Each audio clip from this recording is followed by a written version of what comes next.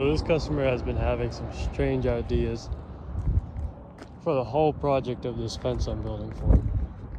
This is the latch he wanted to put on his gate, which honestly might be growing on me a little, but you got this.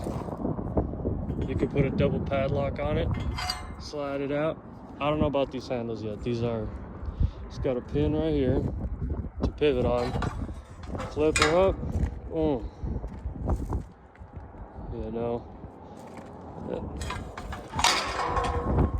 and this gate is not going anywhere. I mean, there's very little pivot in this gate. I don't know